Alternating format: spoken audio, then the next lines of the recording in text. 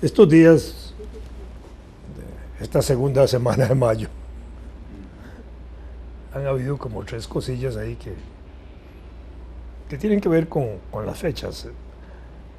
El 7 de mayo, el domingo, primero, fue como un domingo 7 un domingo 7 para recordar a Carmen Lira en Francia, ¿verdad? El 8 de mayo, lunes, que se celebró la derrota del nazifascismo mundial, que fue cuando entraron las tropas soviéticas en 1945. Ya habían entrado a Alemania, pero es cuando se rinde oficialmente el Estado alemán. Hitler se había suicidado un día antes, aparentemente. Y son como acontecimientos que a veces pasan desapercibidos. Y simultáneamente con el 7 de mayo se derrota de alguna manera, digamos, la derecha francesa, la derecha política francesa, digamos. Me parece que es como un simbolismo en el tiempo que no se asocia a las elecciones en ese momento, pero que desde ahora lo podemos ver. Y el otro asuntillo, Fernando, que me hizo gracias oír la intervención del presidente de la Asamblea Legislativa en un interrogatorio que le hacían sobre la integración de las comisiones legislativas.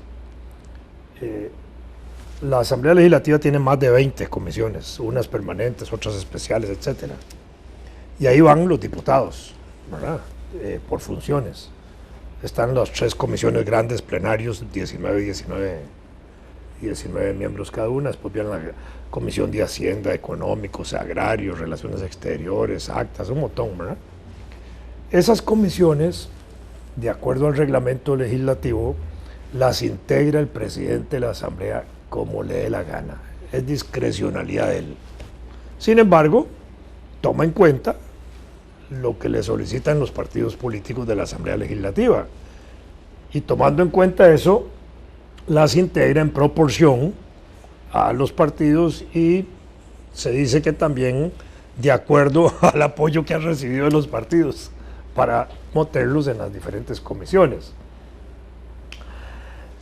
Esto hace que la Asamblea Legislativa, que tiene 4 años de trabajo, ¿verdad?, desde que empieza el gobierno hasta que termina, trabaja por años, de 1 de mayo a 30 de abril, de 1 de mayo a 30 de abril, 1 de mayo a 30 de abril, y el último 1 de mayo a 30 de abril, en lo que se llaman legislaturas, ¿verdad? Esas comisiones trabajan igual por legislaturas, porque cada vez que nombran un presidente, zarandea otra vez las cosas. Pero eso, a mi modo de ver, produce una debilidad institucional, porque si vos sos diputado, Fernando, en el primer año de ejercicio de la diputación y vas porque te gusta la Comisión de Agrarios, ¿verdad?, y en el segundo año el presidente te cambia a Relaciones Exteriores o a Seguridad o a la que sea, y el tercer año a la otra y el cuarto año a la otra, al final la vocación que tiene un diputado para estar en una comisión se va perdiendo. Y cada vez que entra a una nueva comisión, tiene que empezar a estudiar los expedientes que hay ahí, que vienen de camino del año anterior, que siguen en trámite, y se pierde un tiempo, iba a decir un temporal, y se pierde un tiempo de estudio, y vuelve el otro año y vuelve a empezar de cero para aprenderse un montón de expedientes, y eso es una mala práctica institucional. Yo he pensado... un símil tonto. Imagínate que en los hospitales los médicos estuvieran asignados a nefrología un año, a cardiología. Exactamente. Exactamente, así es. La mortalidad aumentaría. Así es, exactamente. No, sí. Y yo pensaba, para este pobre presidente que tenemos de la Asamblea Legislativa, pobre en el sentido de la forma como fue electo, con el cuestionamiento que le han hecho todas las cosas, ¿qué es lo más oportuno? Yo digo, esta semana en teoría tenía que integrar las comisiones, no se han anunciado, puede ser que dure 2 semanas haciéndolo, pero me parece que lo más práctico es decir, siguen funcionando igual. Hubiera sido interesante. Porque ahí manda una buena señal de que no está alterando nada de lo que está tocando ahí, de lo que existe, Y por otro lado, nada más le permite negociar con aquellos diputados que quieren pasarse de una comisión a otra, que es de una manera simple. Y si quiere fregar al gobierno, pues mete a alguien incómodo en la cuestión de hacendarios como Tom Solís, ¿verdad? Que no está en la comisión de hacendarios, y saca ahí a Rosibel Ramos, que no la quiere tener ahí, ¿ya? Y por ahí hace algún juego de fichas de ese tipo, pero nada más. Y deja todo ese tirisparos como está. Y no se hace problema, porque al final, si han funcionado un año, pueden funcionar otro año. Y le da continuidad a los proyectos legislativos. Hombre, eso hubiera sido una cosa inteligente. ¿Verdad? Esperemos que actúe de esa manera. No sé cómo ir a actuar, porque solo falta que se le haga un enredo en el nombramiento de las comisiones. Sí. ¿Ah? Bueno, uno ya no sabe qué esperar de esas cosas. Ahora en el fin de semana se suscitó una serie de comentarios sobre la partida del obispo de Cartago. Por cierto, un hombre inteligente. Pucha, viejo más inteligente. Con un sentido del humor. Una vez tuve yo oportunidad, porque me invitaron en el Consejo de Cartago, en el Consejo Municipal de Cartago, a dar una conferencia sobre la independencia. Y después hubo una cena, una cosa ahí media, una comida, y me sentaron en la mesa con él. ¿Qué tipo para tener buen humor? Sí. Sí, buenísimo, fino. Bueno, pues ahora, Fino. A raíz de eso ha habido comentarios, algunos no muy favorables a él, pero bueno, eso. Yo la verdad es que con los asuntos de la iglesia siempre ando más perdido. Aquí somos dos perdidos, más perdidos que el niño en el templo. Yo solo recordaba de él que era el que había proclamado a la presidenta Chinchilla, hija predilecta de María. Así es. Bueno, el asunto está en que alguien recuperó para la red la información de la prensa sobre un acto del Tribunal Supremo de Elecciones con respecto a este obispo. En la campaña, en el año, vamos a ver, en algo que ocurrió con respecto a algo que ocurrió en el año 2010, es decir, en la campaña en la que resultó electa Doña Laura. ¿Es así, verdad? Sí, así es. Entonces, el Tribunal Supremo de Elecciones tomó una medida recriminatoria, digamos, con respecto al obispo. Creo que en el periódico dice fue condenado. Por opiniones que él dio. Porque del púlpito, digamos, en una homilía había usado expresiones que directamente perjudicaban, por así decirlo, a un grupo político que estaba en la lisa. Yo supongo que era el Frente Amplio, pero no lo tengo claro. En todo caso, el tribunal procedió a recriminarlo, lo sanciona, digamos. Le advierte. ¿Y por qué no puede usar el púlpito para intervenir en asuntos político-electorales? Muy bien. Yo no recordaba eso, la verdad, pero en el momento en que me lo recuerdan, se me ocurre pensar, bueno, el Tribunal Supremo de Elecciones se me parece aquí un poco inconsistente, errático, porque a un sacerdote, a un clérigo, voy a decirlo, católico, le pone palos en las ruedas por eso. En cambio, a los clérigos de las sectas protestantes, él los deja libremente que desde el púlpito hagan campaña en favor de partidos políticos de ellos, o sea, en detrimento de los otros partidos políticos. Y de ellos mismos como candidatos cuando son candidatos, como era Justo Orozco y Fabricio y todos ellos. Sí. Bueno, el mismo Gonzalo. Entonces yo digo, el Tribunal Supremo de Elecciones está aquí agrediendo frontalmente a los católicos, porque entonces... Salvo que los miembros del tribunal sean todos evangélicos pertenecientes a esas sectas. Bueno, esa es una posibilidad, yo no les he preguntado. Pues yo tampoco. Yo nunca le pregunto a nadie Yo a tampoco. qué religión o secta pertenece, está afiliado, digamos. La gente no pertenece. ¿Sí? Eso de, yo pertenezco al partido tal, me parece un acto de lacayismo intelectual, pero bueno, en todo caso, ahí hay una inconsistencia. Se matriculan. Es lo más que puede decir, no, estoy matriculado con el grupúsculo tal o con el gran grupo tal. Sí, claro. Pero no hay duda, me parece a mí de que ahí hay una inconsistencia, que el Tribunal Supremo de Elecciones se ha puesto una toga de tamaño excesivo para él. Así es. Cuando se desarrollaron los partidos políticos aquí, en Costa Rica, surgen alrededor de 1889-90, en esas elecciones. A partir de ahí se desarrolla el partido como organización y el sistema electoral de partidos políticos, alrededor del cual solamente a través de partidos políticos se puede participar en elecciones.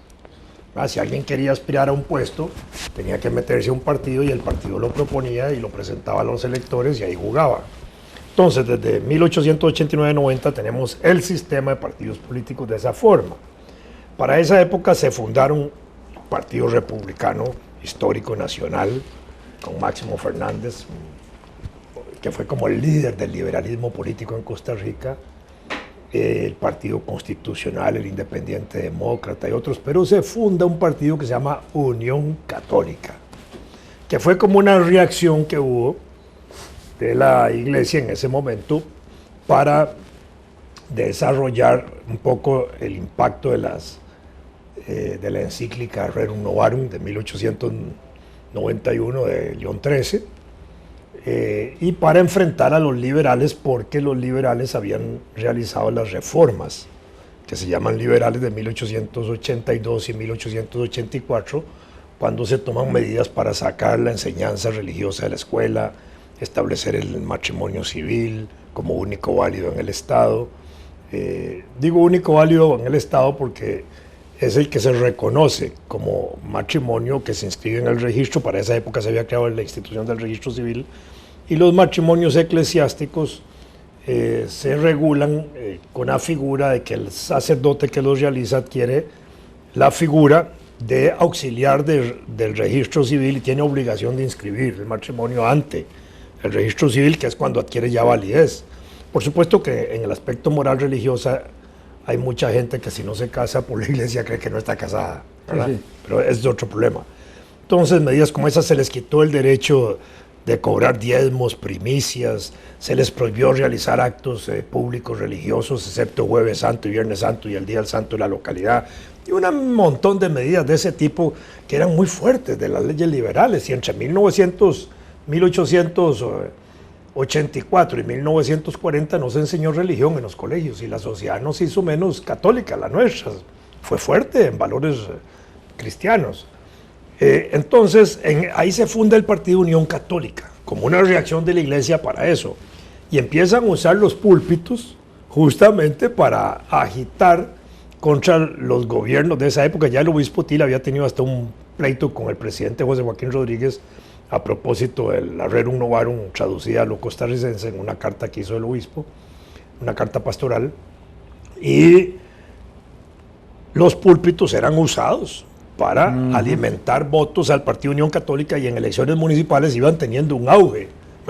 Entonces, en 1895 y 98, en ese periodo, el gobierno interviene directamente y mete una disposición que dice que se prohíbe utilizar la religión para fines políticos y proscriben al Partido Unión Católica. Lo sacan del juego electoral. Y desde esa época hasta después de 1948 no se inscribe ningún partido que tenga el nombre cristiano ni nada del estilo, católico o cristiano. Es después que empiezan a aparecer nombres. Primero porque se desarrolla la doctrina social cristiana, y uno perfectamente podría decir que es como un diario político, está bien, como diario político, así como existe la socialdemocracia, el socialismo, el comunismo, lo que sea, ¿verdad?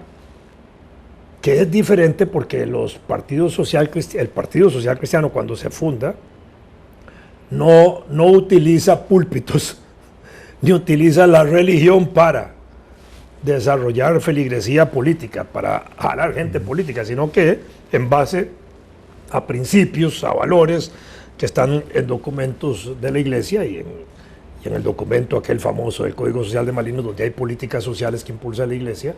Entonces ahí fundamentan su práctica política sin identificarse con iglesia alguna, que es una cosa importante. Pero cuando empiezan a aparecer las denominaciones de evangélicos, Alianza Nacional Evangélica, que fue uno de los primeros partidos, y otros, estos son grupos que responden justamente a esos intereses de iglesias pequeñas, no sé si son iglesias, al final de cuentas, de sectas religiosas, Sí, son. ¿verdad? Porque no, las iglesias como que uno tiene la idea de las corrientes que responden a iglesias como históricas, evangélicos, luteranos, calvinistas, musulmanes, católicos, los judíos, en fin, lo demás son como pequeños grupos que han ido surgiendo Como dentro, forúnculos exactamente, místicos. que han ido surgiendo en el cristianismo católico, que se han ido separando de la Iglesia Católica por muchas razones. No hacen una reforma como la de Lutero, sino que van separándose y creando ahí sus grupos, y les ha dado un buen resultado porque en este momento tienen un 27% de gente que se identifica con ellos de acuerdo a los datos nacionales frente al sector católico. El catolicismo ha venido reduciendo y tienen un 73% más o menos hoy de militancia, digámoslo así, de gente que se identifica. Entonces, estos otros grupos le han ido minando a la iglesia.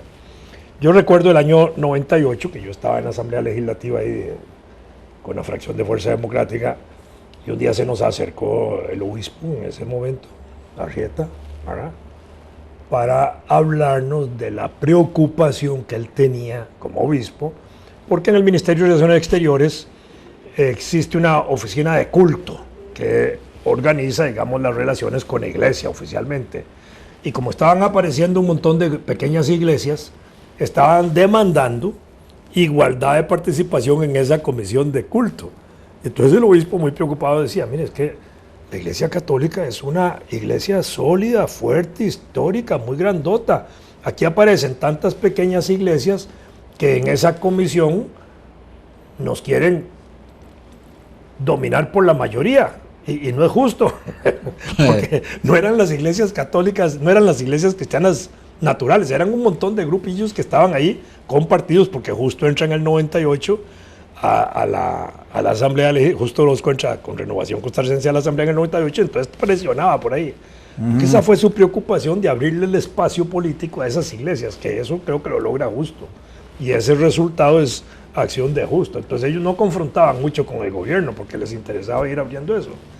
Entonces, en este momento, efectivamente, se ha permitido que se desarrollen partidos políticos confesionales que pertenecen a una de esas iglesias, ¿verdad?, uno a una, otro a otra, otro a otra, otro a otra, los 4 partidos cristianos que hay ahí, ¿verdad?, y el de Cartago aparte y todo, y entonces ahí van teniendo ahí su representación, y los líderes de esas iglesias, aparentes pastores o no sé cómo se llamarán, ¿verdad?, de sus iglesias, son a la vez líderes políticos y hacen campaña para ellos, para su partido, desde esos púlpitos, y el tribunal no se mete con ellos.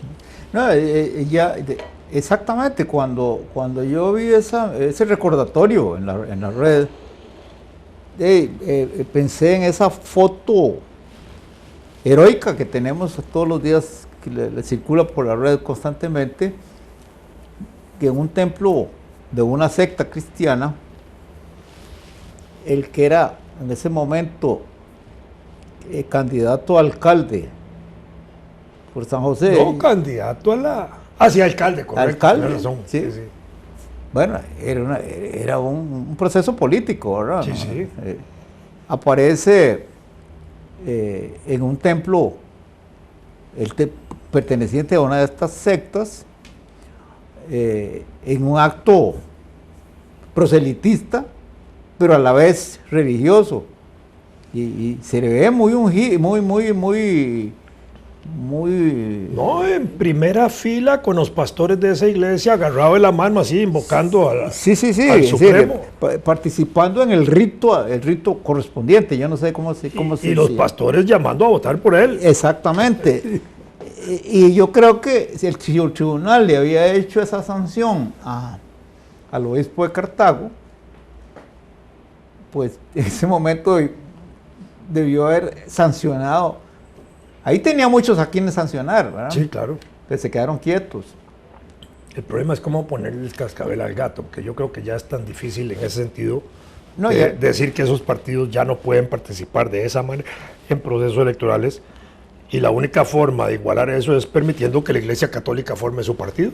Bueno, esa es una consecuencia que yo no... Vuelva a establecer la Unión Católica con el Opus Dei al frente. Yo no estimularía eso. Yo tampoco. No se me ocurriría, pero me parece que si se suscitara una iniciativa en el sentido de crear un partido católico, ortodoxo, no ortodoxo de la Iglesia Oriental, sino en el sentido de integral o integrado a la doctrina religiosa, yo no podría oponerme, no tendría una razón moral para oponerme. No, incluso por trato igual. Exacto. Sí, claro. Y si lo hicieran los musulmanes también, ¿verdad? A mí me impresionó mucho la novela de Houellebecq sobre las elecciones de Francia, pero las del año 2022, dentro de 5 años. Ya. Entonces, ahí hay una debacle que es parecida a la que hubo ahora. Los partidos todos se desmoronan y llegan a la segunda ronda. Le Pen, la señora Le Pen. Por cierto, alguien me dijo, ¿y cuál es el Le Penito de Costa Rica?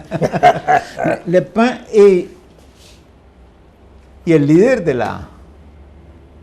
la Alianza Musulmana. Es un partido político que llegó de segundo. Francia tiene la mayor cantidad de musulmanes viviendo en su país que el resto de los países europeos. Creo que es así. Sí, eso es un hecho.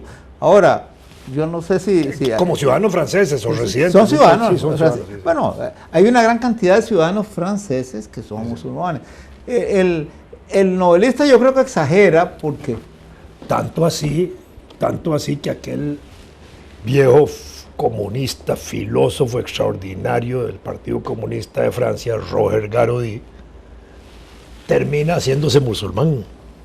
Y escribe un libro sobre el musulmanismo, el islamismo y todo. Sí, muy interesante. Sí, ahora que me acuerdo. Bueno, y entonces, en esa novela, es muy interesante. Yo creo que es de las buenas novelas futurísticas, diría yo, cercano-futurísticas. Fallará porque probablemente el 22 pierde la pena otra vez, pero por el momento es interesante. Pero, claro, dice uno, y no está exagerado decir que la Alianza Musulmana llega de segunda. Hoy, ahora a raíz de las elecciones de la segunda ronda francesa, me encuentro con un dato que me dejó pensando. La verdad es que me tiene pensando porque no es cualquier dato. Del padrón electoral francés concurrió a las elecciones solo el 29,70%. Un 71% de abstencionismo. Bueno, no. Sí, abstencionismo. 70, es que te dices. Sí. O sea, claro. Hubo un abstencionismo de 70, algo por ciento. Sí. Perdón. Porque hace poco hubo elecciones en Holanda que también las seguimos con interés, porque tiene características muy particulares. Y la participación en esas elecciones de los holandeses, claro que eran parlamentarias, por el sistema, es una monarquía, y fueron a votar casi la misma proporción que en Costa Rica. No, es verdad que me ría, pero es que estoy pensando en eso que estás diciendo. Con esos millones de votantes, con una elección grande que se hace 15 días anterior a esta, ¿verdad? Y con un resultado electoral que se falla y 8 días después el presidente es investido. Sí, ¿verdad? Sí, claro, 8 días. Sí. Es decir, estamos hablando de elecciones gigantescas y el Partido de Liberación Nacional no ha publicado todavía cómo quedaron las internas. A mí se me ocurre que a lo mejor están negociando un algoritmo que les permita mostrar una participación enorme sin perjudicar a ningún grupo. Bueno, y eso que no tienen el abstencionismo que tuvieron los franceses, nada, ¿verdad? Es grotesco. Esa situación de las elecciones internas de Liberación Nacional convierte en el proceso interno de Liberación Nacional en la cosa más sospechosa que puede haber. No, porque está bien que me digan que no puede hacerse en pocas horas o en pocos días, pero yo creo que eso se va a publicar después de que sea investido presidente, el próximo presidente. Volviendo a lo de Francia, entonces decías 29% vota en la segunda ronda. Sí. Y se consolida el proceso, obviamente que sí. Sí, no, ahí no hay discusión. Igual que aquí. En primera ronda votan un número, en la segunda no importa cuántos votan menos que en la primera, pero vota un montón de gente, sí, ¿verdad? Y se consolida, ¿verdad? Sí. Eso es. En Francia, el presidente tiene importancia, más que en otros países europeos. Sí, es una importancia como la nuestra. Sí, así es. Y nombra inmediatamente el primer ministro, que tiene que tenerlo listo para cuando asuma el gobierno. Y ese primer ministro es el que integra el gabinete, ¿verdad? Y dentro de un mes o una cosa así, hay elecciones legislativas. Parlamentarias. Sí, parlamentarias. Sí. Entonces es muy interesante porque en la primera ronda de Francia, el actual presidente Macron le gana a la señora Le Pen 25, 22, digámoslo así, %, ¿verdad? Eso es. Y ahí está cuadrado el escenario electoral como se cuadró aquí en febrero del 2014, que eligieron los diputados y después viene la de presidente, ¿verdad? Y le toca a Luis Guillermo gobernar con 13 diputados. Aquí ahora es al revés. Se va a nombrar un presidente que va a terminar resultado de una alianza electoral de todos los partidos contra Le Pen, pero en las elecciones que vienen ahora, esa alianza electoral no funciona igual, sino que funciona con la fuerza de cada partido, de manera que la señora Le Pen, que tiene casi una cuarta parte del electorado, va a tener un peso importante en esas elecciones legislativas. Claro, esa es una situación, todavía sigue. Es más, aumentó, me parece que aumentó en esta segunda ronda. Por supuesto que eso aumenta el resultado de la fusión de todas las fuerzas. Pero sin duda alguna, de hecho, el partido de Le Pen a las elecciones legislativas llega como el más fuerte. Sí, claro. Es interesante. Bueno, dicen que hay que aterrizar. Bueno.